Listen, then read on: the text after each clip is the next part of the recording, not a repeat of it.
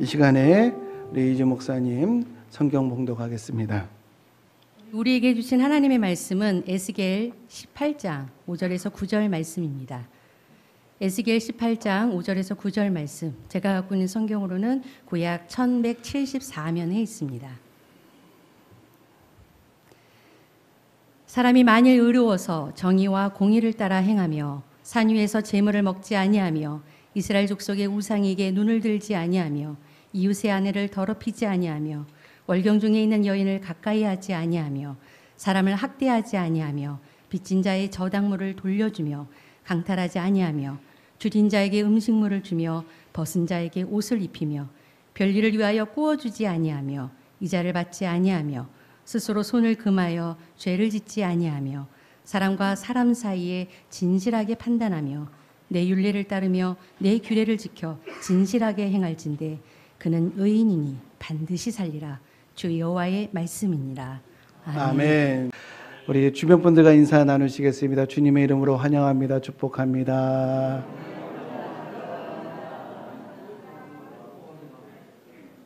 예, 화면을 보시면은 좀 다른 이 구도가 보이죠.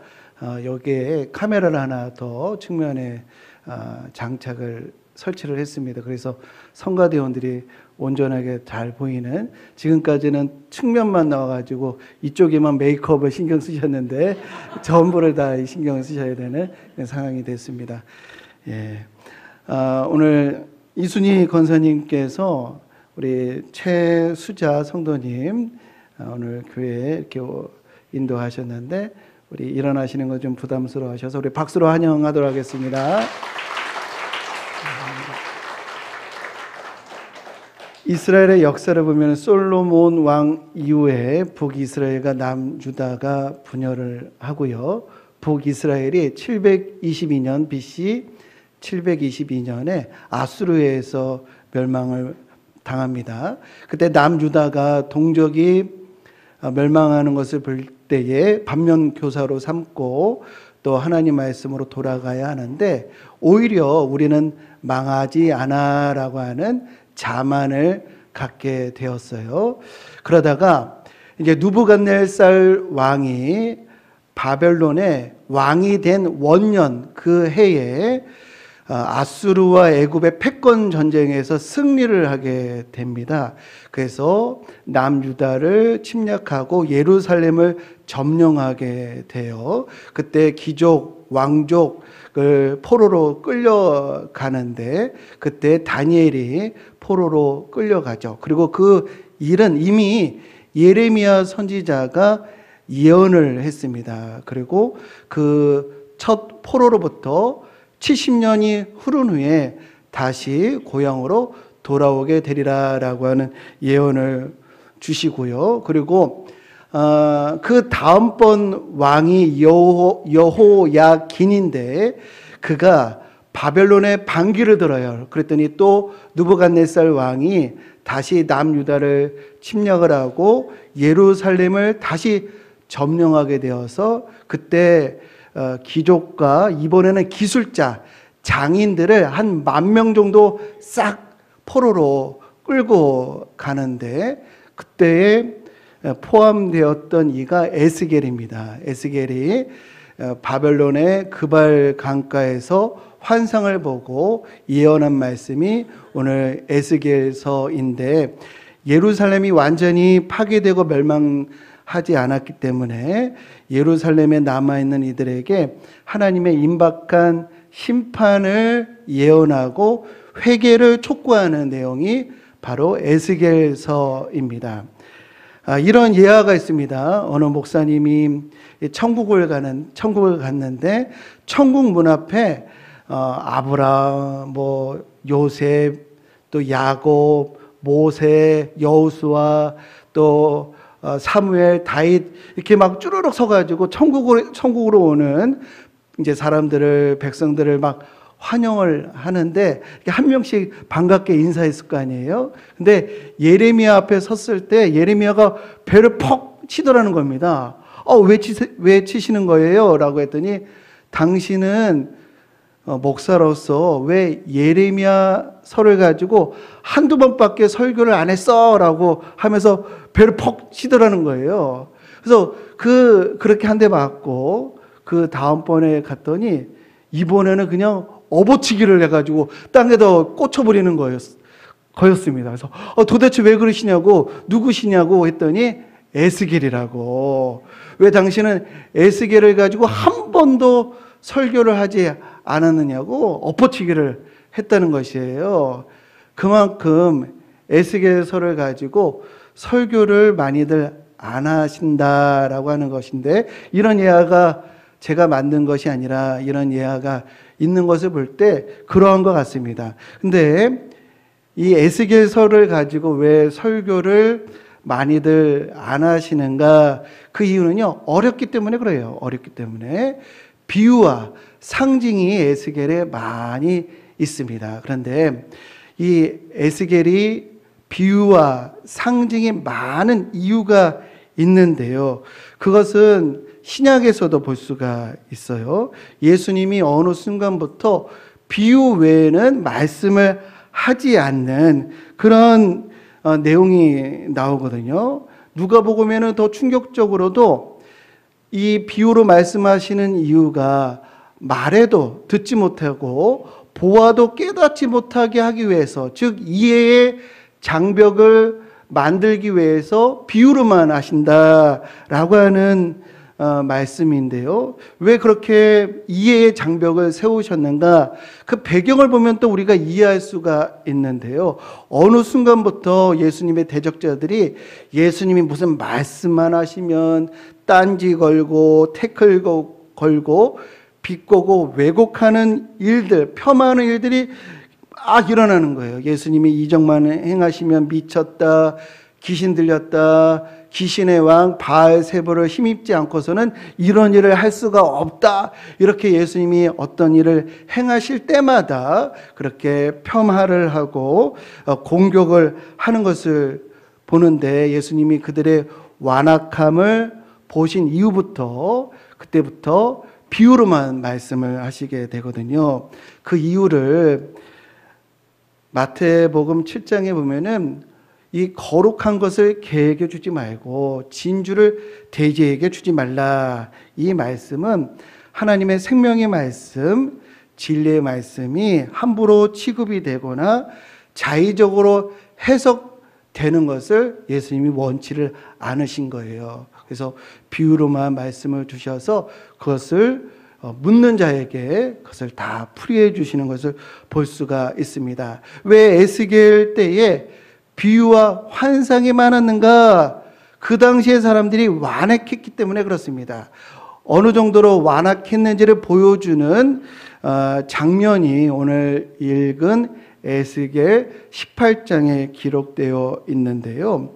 아까 말씀드린 것처럼 2차 포로기, 그러니까 예루살렘이 점령을 당해가지고 포로로 끌려가고 얼마나 많은 어려움을 당했겠어요. 많은 사람들이 죽었고 또 포로로 끌려가는 그런 치욕을 당했잖아요. 그런데 그런 일을 당했을 때 사람들이 어떤 사고방식을 가졌냐면 이 모든 게 다 조상 탓이라는 거예요.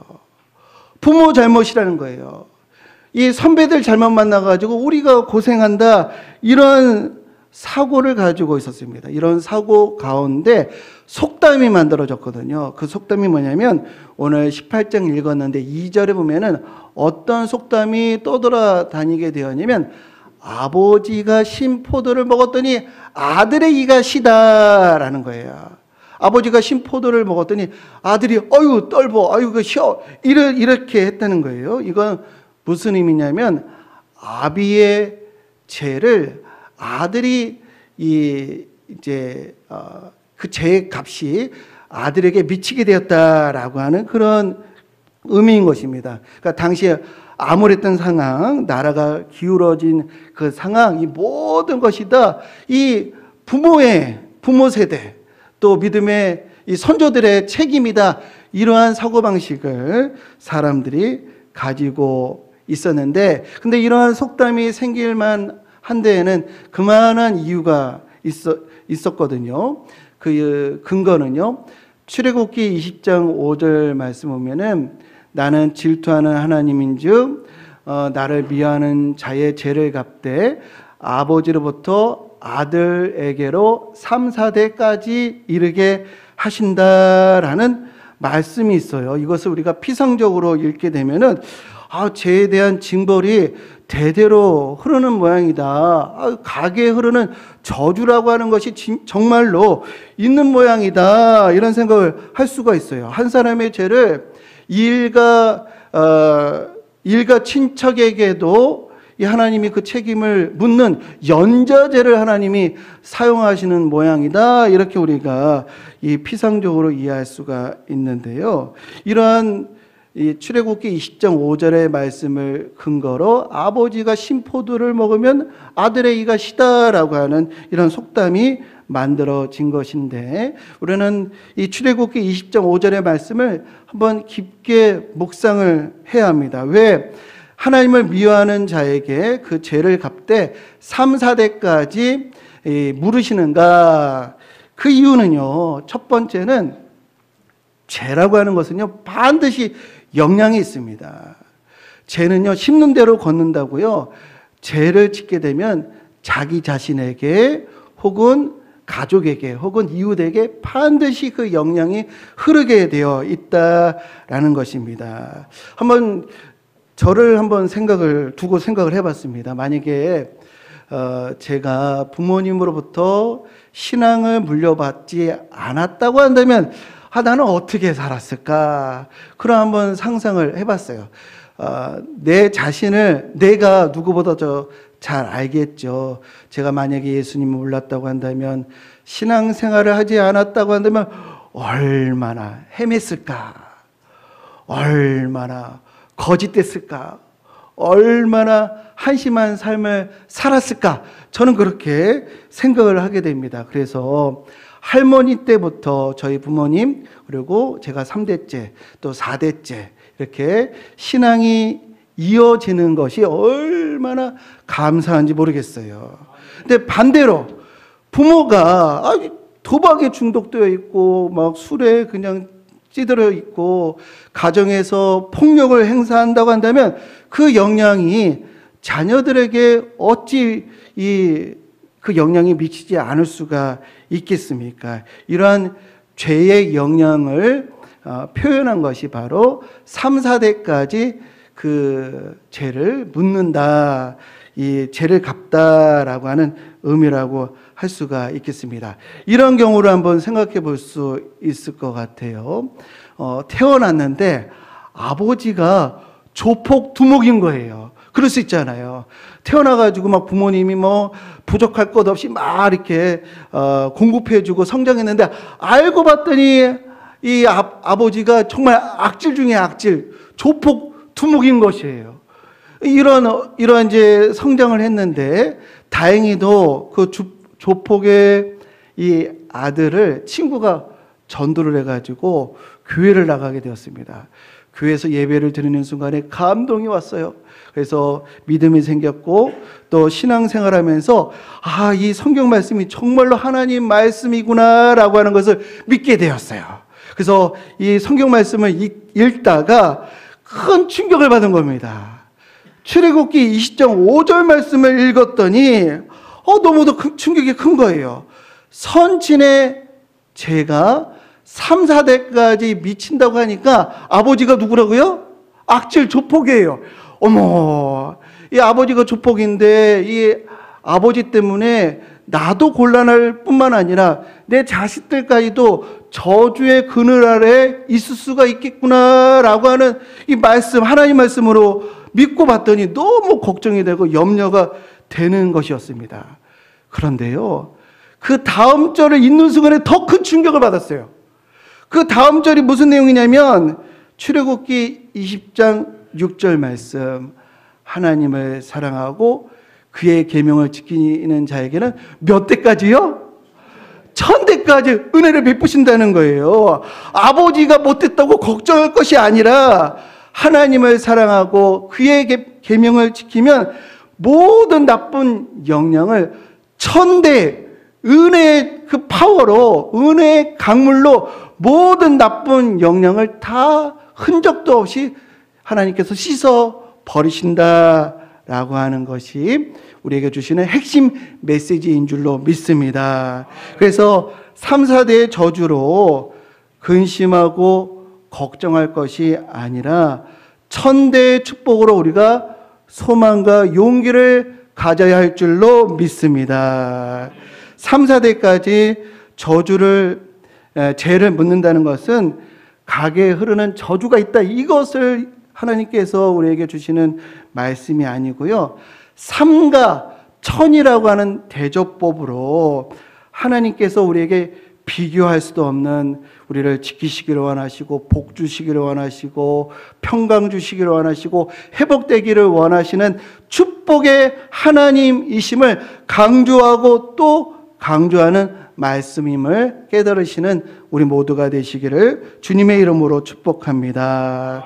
우리 성도님들, 우리 로마서 8장에 내가 확신하노니 사망이나 생명이나 천사들이나 권세자들이나 높음이나 깊음이나 다른 어떤 피조물이라 할지라도 우리 주 예수 그리스도 안에 있는 하나님의 사랑에서 우리를 끊을 수 없으리라.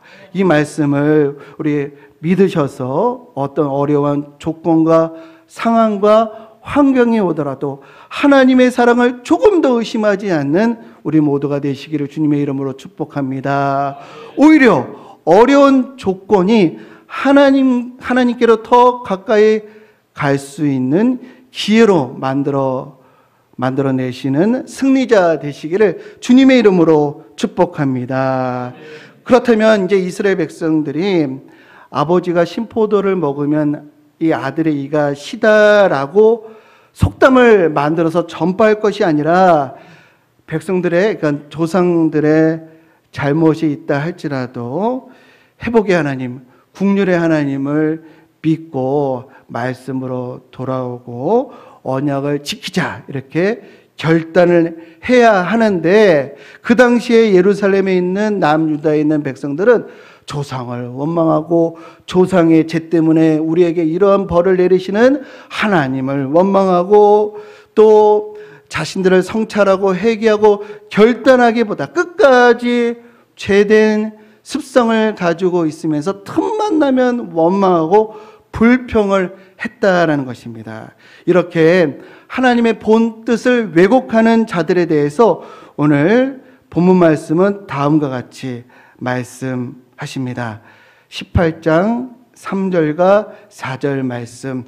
주 여호와의 말씀이니라. 내가 나의 삶을 두고 맹세하노니 너희가 이스라엘 가운데에서 다시는 이 속담을 쓰지 못하게 되리라. 4절. 모든 영혼이 다 내게 속한지라. 아버지의 영혼이 내게 속함같이 그의 아들의 영혼도 내게 속하였나니 범죄하는 그 영혼은 죽으리라. 이 말씀이 무슨 뜻이냐면요, 아담과 같이 하와 탓하지 말라는 거예요. 아비의 영혼도 하나님께 속해 있듯이 이 아들의 영혼도 하나님께 속해 있다. 심판과 구원은 다 개별적이라는 거예요. 자신의 영혼은 자기 스스로 책임을 져야 한다는 것입니다. 모두가 다 하나님 앞에 선 단독자라고 하는 것이에요. 부모의 믿음, 이 부모의 행위, 부모가 목사가 되든 장로가 되든 어떤 선행을 했든 상관없이 본인이 올바른 믿음을 가져야 하고 하나님 앞에 진실하고 정직하게 행할 때 하나님의 축복을 소유할 수 있다는 그런 뜻인 줄을 우리가 깨달아야 할 줄로 믿습니다. 그러면서 말씀하시기를 아비가 의인이라 할지라도 아들이 행악하는 경우에는 반드시 죽으리라. 반대로 악한 아비라 할지라도 아들이 의로운 삶을 살면 아비의 죄악에는 상관없이 그는 반드시 살리라라고 하는 말씀을 우리 에스겔 18장에서 우리가 찾아볼 수가 있습니다. 오늘 읽은 이 18장에서는 우리가 살 수 있는, 하나님이 우리에게 원하시는 그 율례와 법도를 우리에게 보여주시는데 5절을 보면요. 사람이 만일 의로워서 정의와 공의를 따라 행하며 산 위에서 재물을 먹지 아니하며 이스라엘 족속의 우상에게 눈을 들지 아니하며, 즉 하나님으로 섬기고 다른 것을 하나님처럼 섬기지 않으며 이라는 뜻이죠. 이웃의 아내를 더럽히지 아니하며 남의 가정을 보호하고, 다 십계명을 새롭게 해석한 내용인데 7절 보면은 사람을 학대하지 아니하며 빚진 자의 저당물을 돌려주며 강탈하지 아니하며 줄인 자에게 음식물을 주며 벗은 자에게 옷을 입히며 약자를 돌보라는 겁니다. 이게 살 길이라는 거예요. 또 8절 별일을 위하여 꾸어주지 아니하며 이자를 받지 아니하며 스스로 손을 금하여 죄를 짓지 아니하며 경제적인 정의를 행하고 라는 뜻이죠. 사람과 사람 사이에 진실하게 판단하며 옳고 그름을 바르게 판단하고 재판하라는 겁니다. 사법 정의를 세우라. 하나님과의 관계, 사람과의 관계에서 구체적인 내용을 주시는 거예요. 가정을 보호하고 약조를 돌보고 경제 정의를 세우라. 사법 정의를 세우라.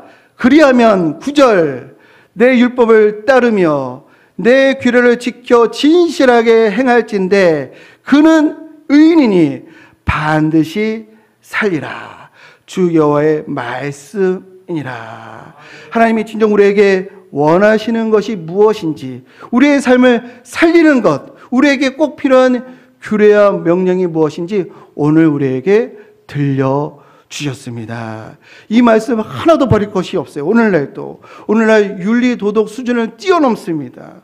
더 높고 깊고 올곧은 진리임을 우리에게 진리의 말씀 우리에게 들려주고 계시는데요. 그 당시에 유다 백성들, 유대인들, 예루살렘 사람들이 신포도를 아버지가 먹으면 아들의 이가 시다라고 이렇게 속담을 얘기했는데, 정작 그들은 어떻게 살았는지 제가 에스겔 22장 말씀을 읽어드릴게요. 화면으로는 준비 안 했는데, 부모 세대를 탓했는데 그들은 어떻게 살았냐면, 그들이 내 가운데에서 부모를 업신여겼으며 내 가운데에서 나그네를 학대하였으며 내 가운데에서 고아와 과부를 해하였도다. 너는 나의 성물들을 업신여겼으며 나의 안식일을 더럽혔으며 이 땅 백성은 포악하며 강탈하여 가난하고 궁핍한 자를 압제하였으며 내 가운데 피를 흘리려고 뇌물을 받는 자도 있었으며 내가 이익을 탐하여 이웃을 속여 빼앗았으며 나를 잊어버렸도다. 주 여호와의 말씀이니라. 아버지가 신포도를 먹으면 아들의 이가 시다, 이런 속담을 만들 것이 아니라 그들은 지금 회개하고 돌이키고 스스로를 돌아봐야 했는데 그러지 않고 남 탓만 하고 남 비난만 했다라는 것입니다. 오늘날도 마찬가지입니다. 우리가 얼마나 이웃을, 또 위정자를, 또 지도자를 비난하고 또 탓을 하는지 모릅니다. 그런데 우리의 삶을 돌아보면은 우리가 비난하는 그 일을 우리가 행하고 있는지도 모른다는 것을 우리 한번 돌아봐야 할 줄로 믿는데요. 우리 심판과 구원은 개별적이다. 자신의 영혼에 대한 책임은 스스로에게 있다. 모두가 하나님 앞에 단독자이다 라고 하는 것을 오늘 교훈으로 얻어야 할 줄로 믿습니다. 이렇게 오늘 교훈을 주셨는데요. 또 이 에스겔이 또 모순이 되는 말씀을 주셔요.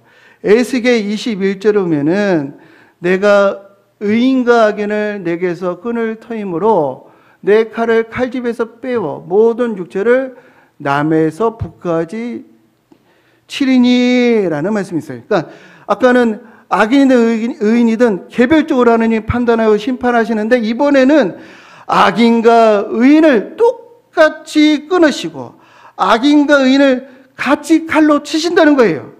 아까의 말씀과 너무 모순되는 겁니다. 그러나 모순이 아닌 진리인 줄로 믿습니다. 왜냐하면요, 우리는 다 하나님 앞에 단독자이긴 하지만 모두가 다 공동체의 일원이에요. 운명 공동체의 구성원입니다. 나라가 어려우면요, 모든 백성들이 어렵고요. 가정이 어려우면 모든 식구들이 슬픈 거예요. 교회에 분란이 있으면요, 모두가 다 아픈 것입니다. 전쟁이 일어나면 폭탄이 기독교인들은 피해서 떨어지는 것이 아니죠. 우리는 다 운명 공동체 가운데 있는 것입니다. 모세가요, 모든 선지자 가운데 가장 탁월하고 온유하고 가장 훌륭했는데 그가 가고 싶은 가나안 땅에 들어가지를 못했어요. 왜 그랬을까요? 그 목이 곧고 불순종하는 출애굽의 1세대와 한 공동체이기 때문에 그런 거예요. 본인은 위대하고 훌륭하고 공동체의 일원은 그렇지 않을 때 다른 운명이라고 한다면 어찌 훌륭한 지도자라고 할 수가 있겠습니까? 하나님이 모세를 위해서 그가 정말로 위대한 지도자로 남도록 하기 위해서 같은 운명을 갖게끔 하셨다는 것을 우리는 기억해야 하겠습니다. 남유다가 멸망할 때 다니엘이 있었어요. 그 다니엘, 훌륭한 다니엘. 또 에스겔이 있었습니다. 그러나 의인은 한두 명으로는 역부족이었던 것입니다. 그래서 우리가 공동체 안에서 우리 교회를 위해서 우리 나라와 민족을 위해서 우리가 해야 될 역할이 무엇인지 우리는 고민해야 할 줄로 믿습니다. 애국이 뭘까요? 정말 나라를 사랑한다는 것이 무엇일까요? 똑똑한 정치인들이 애국하는 것이 아니었습니다. 요셉과 같이 아무도 모른다, 아무도 보고 있지 않다라고 하는 그런 순간에도 하나님을 경외하여 죄의 유혹을 이기는 이들이 우리나라 곳곳에 있을 때 그때 우리나라에 진정한 희망과 소망이 있는 줄로 믿습니다. 그래서 애국은 나와 우리 자녀들이 하나님을 경외하여 어디서 무슨 일을 하든지 죄의 유혹을 이기고 하나님의 성품을 닮아가려고 할 때 그들로 인해서 집안이 흥황하게 되고 이 나라 민족의 복이 임하게 되는 줄로 믿습니다. 우리 이스라엘이 멸망한 것, 그들이 하나님의 이름을 안 부르고 예배를 안 드려서 그런 것이 결코 아니었습니다. 제사가 넘쳐났습니다. 하나님의 이름을 부르는 그 소리가 넘쳐났어요. 왜? 나라가 어려우니까 얼마나 신의 이름을 불렀겠어요. 그런데 그들은 어떻게 예배를 했냐면 황금 송아지를 만들어 놓고 거기다 두고 그가 이 황금 송아지 위에 여호와 하나님이 앉으신다, 타고 계신다 이러면서 여호와 이름을 불렀던 것입니다. 즉 그들은요 하나님이 진정 무엇을 원하시는지 지식이 없었어요. 하나님의 율례와 법들을 따르지 않았기 때문에 무서운 심판을 받게 된 것입니다. 우리 자녀들 어렸을 때는 교회 다녔어요. 지금도 믿음이 있는 것 같아요. 여기서 머물러서는 안 되는 것이요. 만약 여기서 머무르게 되면은 황금 송아지를 보고 예배하는 것과 같다라고 할 수가 있겠습니다. 하나님이 진정 우리에게 원하시는 것이 무엇인가? 미가 6장 8절 말씀, 사람아 주께서 선한 것이 무엇임을 내게 보이셨나니 여호와께서 내게 구하시는 것은 오직 정의를 행하며 인자가 헤세드죠. 인자를 국류를 사랑하며 겸손하게 내 하나님과 함께 행하는 것이 아니냐. 우리 자기의 영혼과 함께 이 나라와 이 민족을 살리는 것은 우리와 우리 자녀들, 우리 온 교인들이 겸손하게 하나님과 동행하고 정의를 행하고 헤세드를 사랑하고 겸손한 모습을 가질 때 이 하나님을 경외하는 그 신앙 때문에 이 나라가 풍요롭게 되고 구원과 지혜와 지식이 풍성하게 될 줄로 믿습니다. 이번 특세 기간 동안에 우리가 나 자신과 우리 자녀들과 나라와 민족을 위해서 기도를 해야 되겠습니다. 만약에 광석교회가 집에서 좀 멀다 오기 어렵다라고 하면 이 특세 기간만이라도 각각 교회를 출석하셔서 특별 새벽 기도를 우리 나름대로 정하셔서 우리 자기 자신과 가족과 이 나라와 이 민족을 위해서 기도해야 될 줄로 믿습니다. 10월 27일 날 우리 광화문과 시청에서 우리 기독교인들이 모여서 연합 예배를 드린다고 해요. 현장에서 100만 명, 인터넷으로 100만 명, 그래서 200만 명이 함께 모여서 예배 드린다고 하는데요. 그 예배가 정치적으로 편향되지 않도록 우리가 기도해야 되겠습니다. 정말 나라와 민족을 위해서 하나님의 이름을 부르는 그런 연합 예배가 될 수 있도록, 또 정치적으로, 경제적으로, 사회적으로 얼마나 끔찍하고 많은 문제들이 있어요. 내 삶이 편안하다고, 내가 지금 안정적이라고, 지금 우리가 기도의 때를, 이 기도의 기회를 놓쳐서는 안 될 줄로 믿습니다. 정말 나라 민족으로 해서, 우리 자녀들을 위해서 우리 울며 기도해야 할 때인데, 이 기회를 놓치지 않고 정말 나라를 위해서 복음 전하고 권면하고 또 그의 손을 잡고 신앙으로 이끄는 우리 복된 성도님들 모두 되시기를 주님의 이름으로 간절히 축원드립니다. 이 시간에 우리 함께 찬양하겠습니다. 우리 함께 기도해 찬양의 가사입니다. 주 앞에 나와 무릎 꿇고 긍휼을 베푸시는 하나님, 우리 천대까지 은혜를 베푸시는 하나님, 우리 자녀들에게, 이 나라 이 민족에게 은혜를 베풀어 주시고 선한 길로 인도하여 주옵소서라는 그런 마음으로 우리 찬양하고 기도하겠습니다.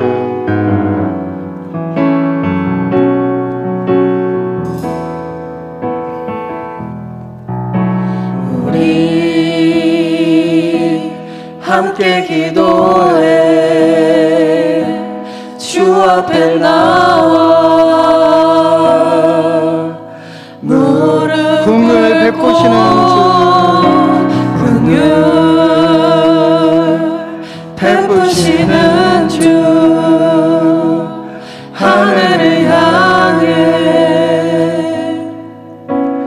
두 손 들고 하늘문이 열리고 하늘문이 열리고 은혜의 빗줄기 이 땅 가득 내리도록 마침내 주 오셔서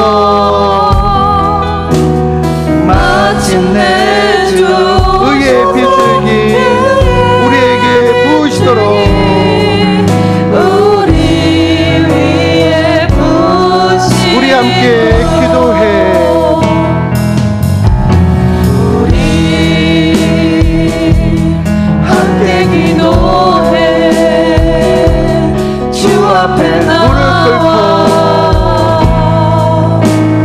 무릎 꿇고 긍휼 베푸시는 베푸시는 주, 하늘을 향해 우리가 기도할 때 하늘문을 열어주실 줄로 믿습니다. 하늘문이 열리고 은혜의 담비 내려 주옵소서. 주님 반드시 오실 텐데 하나님의 뜻을 따르는 저희들 되게 하여 주옵소서. 마침내 주 오셔서 의의 빗줄기 우리 위에 우리 함께 기도의 기대의 심령을 주옵소서. 우리 함께 기도해 주 앞에 나와 무릎 꿇고 긍휼 베푸시는 주, 우리 다 함께 일어나셔서 찬양하겠습니다. 하늘문을 열어 주옵소서. 하늘문이 열리고 은혜의 빗줄기 이 땅 가득 내리도록 마침내 주 오셔서 마침내 주 오셔서 의의 빗줄기 우리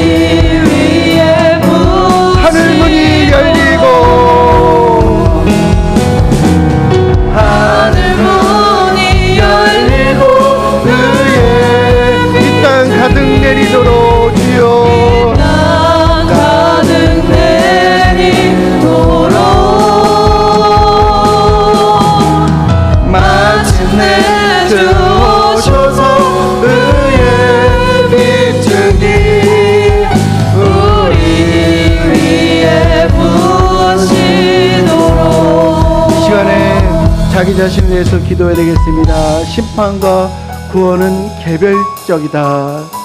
내 영혼에 대한 책임은 내게 있다. 모두가 다 하나님 앞에 단독자임을 우리가 깨달아 하나님, 나의 삶을 돌아보고 성찰하고 회개하고 말씀으로 율례와 법도로 돌아가게 하여 주옵소서. 나의 영혼을 불쌍히 여겨주시고 거짓되고 위선적인 거 하나님 고쳐 주옵소서. 더 나아가 우리 가정을 해서 우리 자녀들을 해서 이 나라 이 민족을 해서 하나님 불쌍히 여겨주시고 이 땅을 고쳐 주옵소서. 이 시간 우리 간절하게 주의 이름 부르며 기도하겠습니다.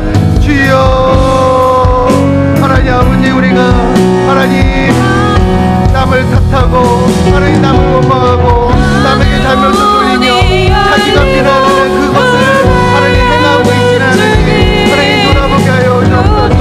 하나님 내 안에 있는 위선적이고 거짓되고 하나님 부끄러운 것들이 있음에도 불구하고 남 탓을 했던 하나님 그런 것들을 고쳐 주옵소서. 하나님 아버지, 나만 안전하고 나만 많아도 될 것이 아니라 우리 자녀들이 하나님 앞에 온전히 서야 되겠습니다. 우리 자녀들이 서야 되겠습니다. 하나님 교회가 하나님을 사랑하는 교회입니다.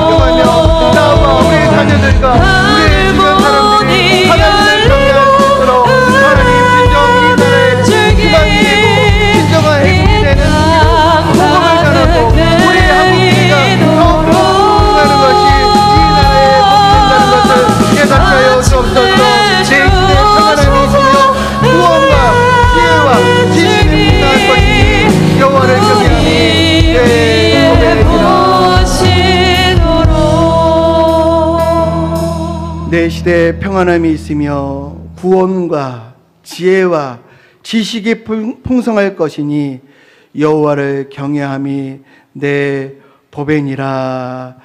주님, 우리 심령을 돌아보는 특세가 되게 해주시고 우리 자녀들을 위해서 이 나라 이 민족을 위해서 간절하게 기도하는 기간 되게 해주시며 이 나라를 위한 최고의 이 축복이 되는 길은 교회가 부흥하는 것이고 복음이 더 많이 전파되는 것임을 깨닫게 하여 주옵소서.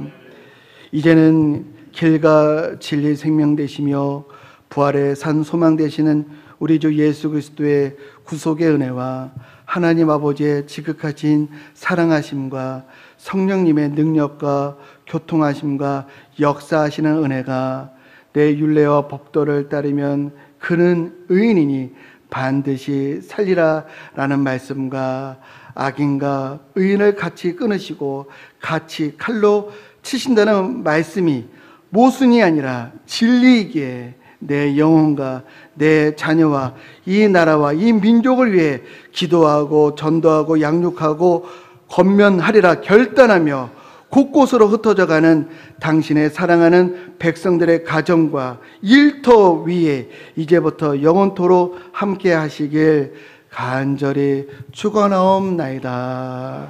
아멘.